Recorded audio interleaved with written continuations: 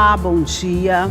Foi aprovado na semana passada pelo Senado Federal o projeto de lei que pune o abuso de autoridade. Ainda falta aprovação pela Câmara Federal. Mas, por enquanto, a questão é polêmica e todo mundo tem sempre uma opinião a respeito. E é sobre isso que nós vamos conversar no programa de hoje. E quem está aqui comigo para essa conversa é o presidente da Associação de Magistrados do Maranhão, Ângelo Santos. Bom dia, doutor Ângelo. Seja bem-vindo mais uma vez ao nosso programa. Obrigado, sempre um prazer. Esse projeto de lei que pune o abuso de autoridade é uma questão polêmica, né? Sim. Tem quem é contra, tem quem é a favor. Qual a sua opinião a respeito? Assim, antes da gente começar a falar do projeto. Eu acho que a lei de abuso de autoridade, ela precisa de uma atualização.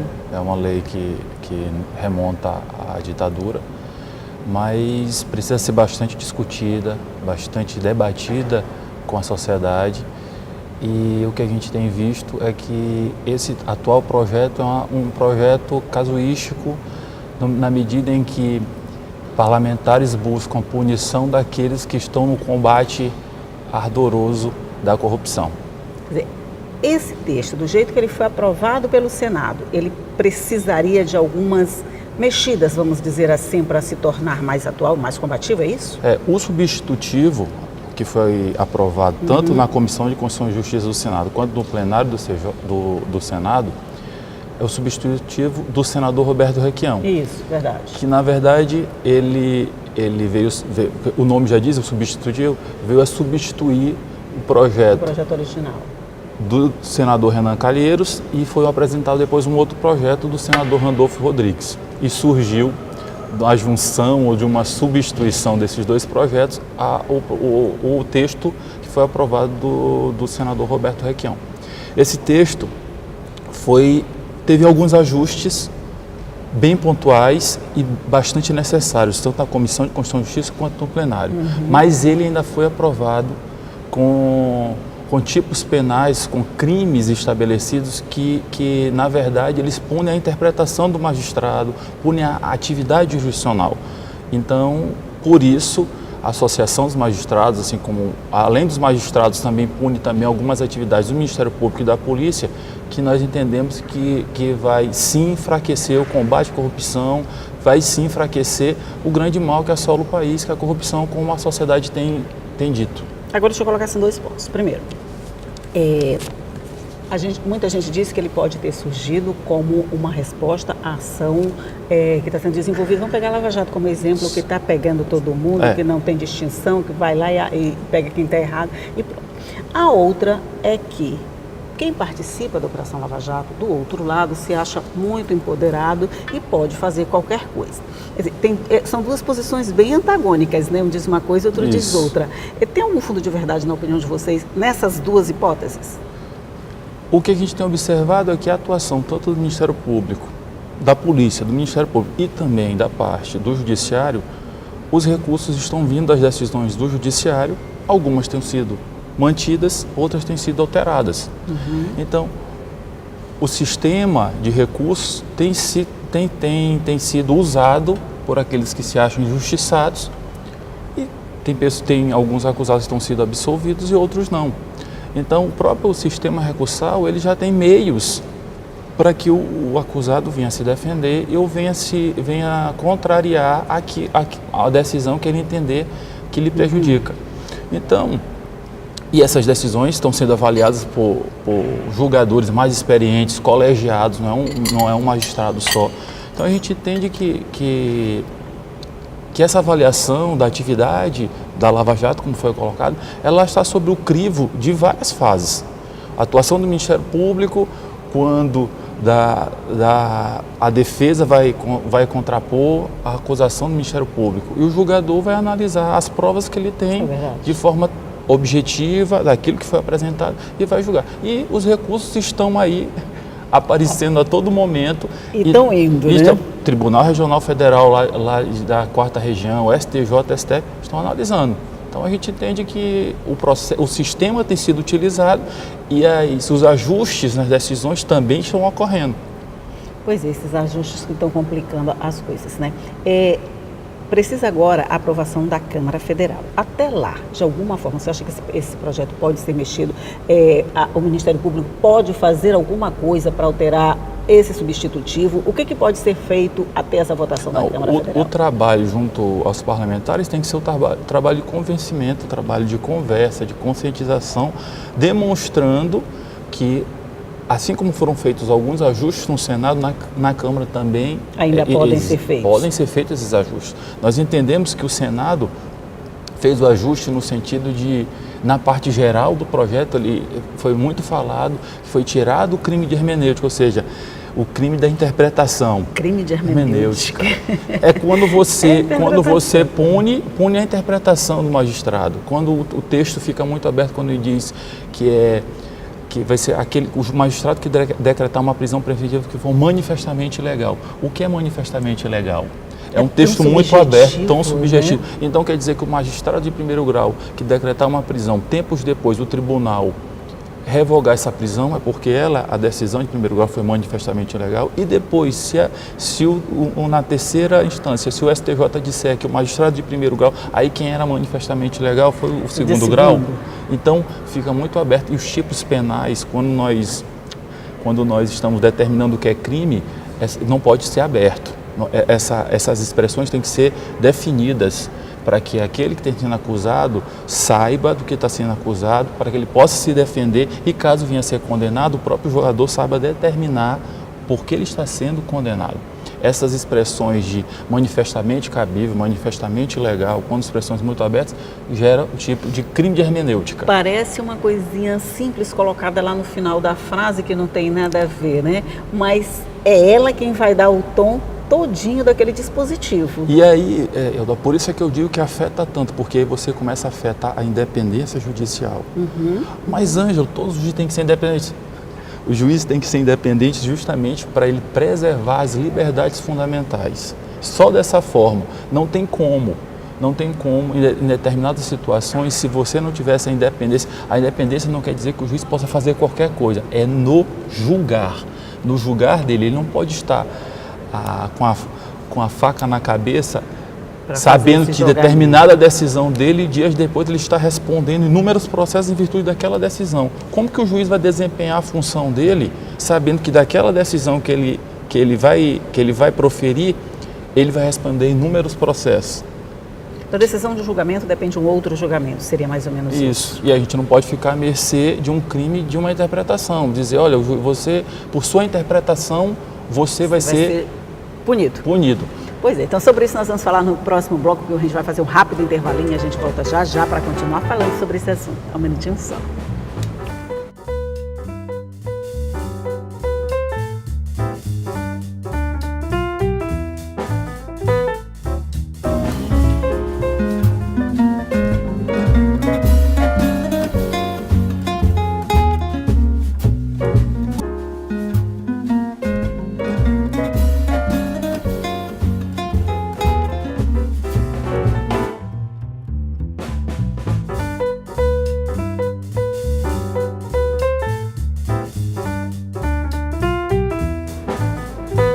Estamos de volta conversando aqui com o presidente da AMA sobre esse projeto polêmico que já foi aprovado pelo Senado. Na sua opinião, a gente estava falando dessa questão da interpretação do juiz poder se sentir tolhido, vamos dizer assim, nessa questão da interpretação. Isso não pode afetar o julgamento, a tomada, não é nem julgamento, a tomada de decisões que ele podia fazer? Ele pode dizer, eu poderia fazer desse jeito, mas isso é uma interpretação minha, eu tenho que fazer de outro jeito para não ser depois punido pelo que eu estou fazendo agora? É como a gente está falando, isso daí é a interferência direta na independência do juiz. Ele fica sem autonomia de decisão. Como ele vai desempenhar a função dele? O saudoso Rui Barbosa dizia que como o juiz poderá desempenhar a sua função tendo ou vendo que poderá responder por inúmeros processos pela decisão ou pela sentença proferida por ele.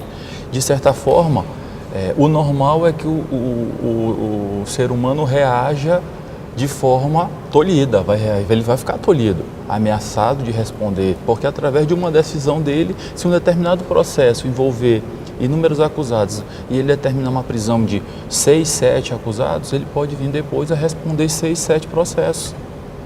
Então, isso vai sim afetar a independência judicial. Essa decisão, se aprovada do jeito que está, ela pode de alguma forma travar ações que estão sendo desenvolvidas agora, que por enquanto estão com toda a liberdade, mas que a partir da aprovação de projetos como esse, podem ter outros desdobramentos. O senhor acredita, a Lava Jato, vamos pegar que está na onda, né? Ela pode de alguma forma sofrer consequências por conta disso? Ela pode sofrer consequências porque os agentes que têm trabalhado nas investigações, na parte da denúncia e até nos julgamentos, eles podem vir a sofrer inúmeros processos em virtude daqueles que estão sendo acusados, daqueles que estão sendo punidos. Então, como a gente tem falado aqui, vai trazer, não vai tolher só a atuação do magistrado, e sim eu falo da parte da polícia que faz a investigação, do Ministério Público que trabalha também na investigação e vai denunciar.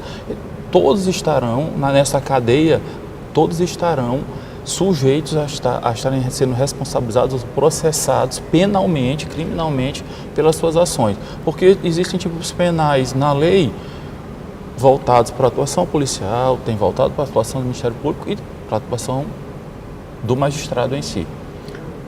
Vocês têm alguma esperança de que isso possa ser revertido na Câmara? Sim, temos. O Senado, na parte geral da lei, o Senado, de certa forma, já excluiu o crime de hermenêutica, mas deixou em alguns tipos penais. Mas, doutor Ângelo, mas isso não é uma contradição? Sim, é uma contradição. Então a gente pode entender que a Câmara, os deputados, possam fazer esse ajuste nos tipos penais, tirando expressões como essa que nós falamos aqui, manifestamente legal, manifestamente cabível, essas expressões que geram punições por interpretações diferentes. Então a gente entende que os deputados sim podem fazer isso. Assim como os senadores avançaram, ajustaram, nós entendemos que a Câmara também pode fazer isso. E vamos dialogar, debater. Isso é um momento de convencimento. O parlamentar, a atuação dele também, de convencer, de debater. Então, nesse ambiente, que é um ambiente do parlamentar, nós temos que saber trabalhar e convencê-los disso. O senador Roberto Requião, ele, numa dessas falas dele de retirada dessas expressões assim que poderiam gerar essas consequências mais danosas, vamos dizer assim, ele disse que tirou o bode da sala e manteve, como se ele tivesse mantido o ambiente impecável. A retirada foi só um bode que ele tirou da sala, só para usar a própria expressão dele? Eu acho que ele foi tirado da parte geral da lei, só que deixando manifestações lá, nos tipos penais não vão impedir no primeiro momento do policial, do membro do Ministério Público e o magistrado deles pelo menos responderem pelo crime. Mesmo que tempos depois, com o processo, desencadeando o processo, esses processos venham a ser arquivados. Mas até lá, o magistrado pode estar respondendo por 100, 200 processos pela sua atuação. Eu falo que isso tira a paz e o sossego de qualquer profissional. De qualquer profissional. E ele tomando conhecimento, como nós citamos aqui, o saudoso Rui Barbosa, sabendo de que a cada decisão dele ele pode estar respondendo a novos 3, 4, 5 processos, isso, de certa forma, afetará e muito a atuação do magistrado. Mas a gente não pode pensar no lado bom dessa coisa? Eu vou tentar achar esse lado bom para o senhor. Se ele sabe que a partir de agora, qualquer decisão dele, mesmo que seja essa decisão de interpretação, pode gerar um prejuízo para ele, ele não vai ter mais cuidado, quer dizer, eu não estou dizendo que não está tendo cuidado, pelo amor de Deus, mas não vai ter um cuidado a mais na hora de proferir qualquer decisão, sabendo que essa interpretação dele vai ser interpretada lá fora? O cuidado já existe, principalmente em operações ou em processos de grande monta.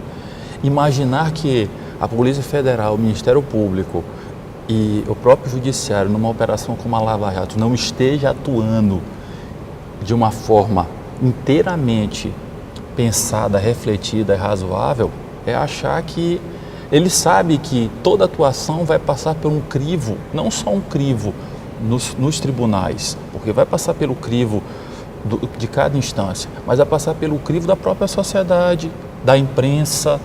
Então, todas essas ações estarão sendo avaliadas, certo? Então, o magistrado, estou falando assim da função do magistrado, na sua decisão, a exigência é maior de uma fundamentação, ele sabe que aquela decisão, quando é de um processo, de um caso de extrema relevância, aquela decisão dele vai ser lida e relida por inúmeras pessoas.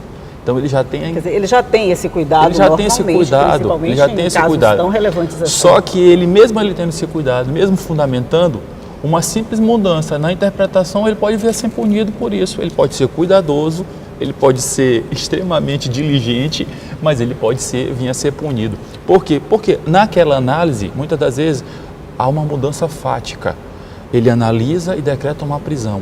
Tempos depois, os fatos mudaram completamente. Essa decisão vem a ser mudada tempos depois sobre fatos diferentes, ele pode vir a ser punido por isso. Ok, deixa eu lhe interromper para a gente fazer de novo um rápido intervalinho, mas a gente volta já já para continuar falando sobre esse assunto. É só um minuto e a gente volta logo.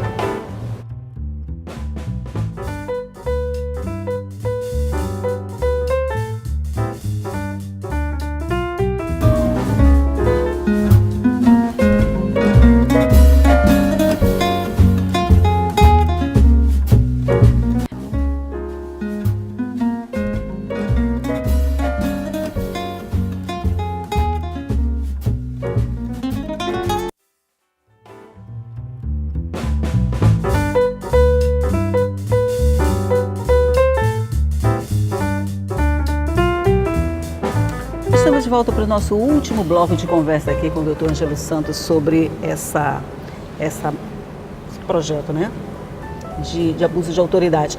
Tem um detalhezinho aí, não é um detalhe, é um enunciado assim que me chamou a atenção sobre o uso de algemas. Eu não tenho o enunciado todo aqui, mas eu achei bem interessante. Como é que vocês veem essa situação? Como é que se calcula a possibilidade de risco de fuga da pessoa incapaz? Como é que faz isso? Novamente, usam no tipo penal o manifestamente, quando submeter o uso de algemas, quando manifestamente não houver resistência à fuga ou ameaça de fuga ou risco, ou resistência, né? Então, a expressão novamente manifestamente, quem vai dizer que naquele momento era manifestamente difícil aquele que está sendo preso fugir ou ameaçar. É mais ou menos assim, o juiz tem que saber nessa hora se aquela pessoa, ela corre o risco de fugir, ela vai ficar ali, ela não vai oferecer resistência, ele tem que calcular isso aí tudo nesse momento. E muitas das vezes, quando o acusado é apresentado em audiência, nós não conhecemos a índole do acusado. Muitas vezes a gente tem algumas informações. Quem tem essa informação a ser dada, muitas das vezes é o policial que está ali tratando e a gente não sabe. E resistir à prisão ou reagir de uma forma diferente pode ser o acusado de maior periculosidade como de menor periculosidade. Né? É verdade. Entrar na cabeça do acusado para saber como ele vai reagir com ou sem algema é muito complicado. Então é mais um exemplo na lei em que você traz uma expressão manifestamente em que nós ficamos à mercê de uma interpretação muito... Pois é, nesse caso a interpretação errada pode dar uma consequência muito grave, né? Por exemplo, porque o policial pode vir a responder... Não estou fazendo aqui papel de advogado de magistrado, pelo amor de Deus, mas a gente já teve casos de agressão ao juiz, como aquela juíza que foi jogada no chão, que quase foi incinerada, aquela coisa toda. Quer dizer, se ela interpretasse errado ou sabiamente a cabeça daquele rapaz, possivelmente ela não sofreria aquilo. Sem dúvida. Então, um exemplo e muitas das vezes uma avaliação. E se tiver a ameaça desse crime, quase sempre o magistrado policial vai ter que deixar sem algema nenhuma vamos ficar à mercê de uma reação que pode ser uma reação tranquila, sim. Mas pode ser uma reação como essa que você citou, uma reação extremamente perigosa em que a magistrada por pouco não perdeu a vida, o que seria extremamente trágico naquele episódio. Verdade. A gente falou muito também essa semana e acabou confundindo uma coisa com outra. Essa é a punição do abuso de autoridade com o fim do foro privilegiado. Acho que foram julgados quase ao mesmo tempo e a gente ficou confundindo uma coisa com outra, mas um projeto não tem nada a ver com o outro. Não, eles são projetos diferentes, né? Foi discutido na mesma semana, pois projetos importantíssimos na mesma semana, mas foram de projetos diferentes, né? Então o foro privilegiado também caminhou, mas de projetos diferentes. O abuso de autoridade É só esse que a gente está falando agora, não tem nada diferente a ver, né? do fim do... Voltando aqui ao nosso assunto principal, com relação a isso, o senhor acredita que existe, agora eu vou fazer o papel de advogado do contra, de vez em quando eu faço o papel de da advogada dos magistrados, agora eu vou fazer advogado do contra. Não existe por parte do Ministério Público, na verdade, um certo empoderamento? Quer dizer, a gente teme muito hoje o que é realizado pelo Ministério Público, pela Polícia Federal, até mais do que o que é realizado pelo Judiciário? Não, eu entendo que o Ministério Público, as ações do Ministério Público estão cada vez mais voltadas ao combate à corrupção. Hoje há um entendimento, até a própria população hoje diz que o maior mal que assola o país é a corrupção. Com certeza. Tempos passados se falava que o maior mal era a falta de saúde, falta de educação. Deixa eu só esquentar o nosso cafezinho. Obrigado. Falta de saúde, falta de educação, o desemprego estava alarmante, a inflação alta. Esses eram os problemas que o brasileiro, quando perguntado, falava. Hoje fala que o maior mal é a corrupção. O combate à corrupção, os meios de fiscalizar têm aumentado, têm se modernizado. E isso gera o combate com mais ênfase, mais intensivo, com mais intensidade. E aí a atuação acaba que aparecendo. E também nós temos que compreender que os meios de comunicação divulgam mais, estão mais voltados a divulgar também isso. Então o público toma um maior conhecimento do que está acontecendo. E quando se combate a corrupção em esferas maiores, maior visibilidade e maior comunicação. Então eu não vejo um empoderamento, eu vejo que a atuação tem sido dentro daquilo que a lei permite, dentro daquilo que a lei permite. E aquilo que a lei, que foge do que a lei, tem sido ajustada pelo judiciário, não só em primeiro grau, como nas esferas superiores. E da população, como é que vocês veem a reação? Porque a reação de quem pode ser atingido pela decisão do magistrado é uma, e a reação de quem está assistindo aqui querendo um resultado diferente é outra. Como é que vocês conseguem ter esse retorno da população, da aceitação ou não? Elda, foi interessantíssima a pergunta, por quê? Porque projetos polêmicos, quase em regra, no próprio site do Senado, eles pesquisam, eles pedem a opinião da população, opinião do brasileiro em relação a determinados projetos. Eu acho que acontece isso em todos, mas há uma participação daqueles projetos de maior ebulição, vamos dizer assim. Claro. Nesse caso do abuso de autoridade, 95% dos que lá compareceram votaram contra o projeto. Para você demonstrar como a população é contrária ao projeto de abuso de autoridade. Entende que necessita-se de uma atualização, mas de forma debatida, de forma pensada e refletida. Claro. Como eu falei, a lei atual de abuso de autoridade remonta ao tempo da ditadura. Então ela precisa ser atualizada, sem dúvida nenhuma. Só que não na forma de uma reação ao combate à corrupção. Quando nós observamos isso, nós observamos mais um casuísmo do que realmente uma preocupação com o anseio da população. A população quer combate. A população quer o combate à corrupção. Isso é e os representantes do povo têm que ir atrás dos anseios da população. É isso que eu falei. E a população foi bem clara quando compareceu no site do Senado e disse: nós somos contrários de forma maciça, nós somos contrários ao projeto. O senhor acha, a gente está num ano pré-eleitoral. O fato da gente estar nesse período, de alguma forma pode influenciar essa decisão da Câmara Federal a dar novos ajustes, a dar novos contornos a esse projeto? Eu entendo que os ajustes feitos no Senado já decorreram de uma participação forte da população. A população compareceu, se manifestou contrário. A gente via em meios de comunicação, a gente via em algumas manifestações em frente ao Senado. E eu acho que na Câmara não vamos fugir disso. A população vai entender que precisa se manifestar a respeito disso. E os parlamentares vão entender que eles estão ali, de certa forma, representando a população. Se a população está dizendo: olha, nós não queremos isso, queremos outros pontos, queremos ajustes, ou queremos dessa forma, mas com ajustes necessários. Eu acho que os parlamentares vão se sensibilizar. Não era bom que eles voltassem às bases, perguntassem a opinião, voltassem a falar com nossas opiniões? Como você falou, estamos no ano pré-eleitoral. Pode ser que esse caminho já esteja sendo feito. E no caminho sendo feito, e aí eu vou falar, Elda, não é só abuso de autoridade, nós temos outros projetos como trabalhista, reforma da Previdência, todos que necessitam se voltar, essa volta à base para conversar com a população. É muito importante isso. E projetos que afetam de forma direta a população. Previdência e reforma trabalhista afeta diretamente a população. Então, esse diálogo é importantíssimo e isso é que se faz uma democracia forte. Com toda certeza. Eles têm que entender, esses parlamentares devem entender que eles não estão lá para representar o governo, eles estão representando a população, foi a população quem colocou lá e a opinião, seja lá qual for, é a opinião da população que tem que ser respeitada. Isso. A população parlamentar representa, é que tem que dar opinião a respeito. Porque eu vi uma matéria sobre a Dinamarca que eu fiquei assim encantada com aquele estágio de evolução contra a corrupção, quando o parlamentar, se ele não faz bem, ele já é retirado na próxima eleição, porque a população não aceita de jeito nenhum, né? Tomara que os nossos cheguem a esse estágio também de evolução e que a gente chegue também nessa conscientização. E a própria população, né, Elda? Porque a própria população, sim. O eleitor que tem tomado essa providência. Você tocou num país que o nível educacional altíssimo e a própria população enxerga... uma inveja branca, mas eu fiquei com inveja. E a própria população enxerga no representante que ela quer, quais os requisitos que ela quer do representante dela. Isso é importante. Mas nós vamos chegar lá, vamos fazer esse processo de aprovação, não sei quanto tempo leva, mas um dia a gente vai. Doutor Ângelo Santos, muito obrigada pela sua participação no nosso programa, um bom dia para o senhor. Eu agradeço, bom dia. E você já sabe, tudo isso que a gente conversou fica à sua disposição no nosso site, que é o al.ma.leg.br e também, é claro, nas nossas redes sociais. E que todos os dias eu vou estar aqui esperando você de manhã cedo, às 8h30 da manhã, com muita notícia, entrevista, tudo para deixar o seu dia bem informado. Tchau.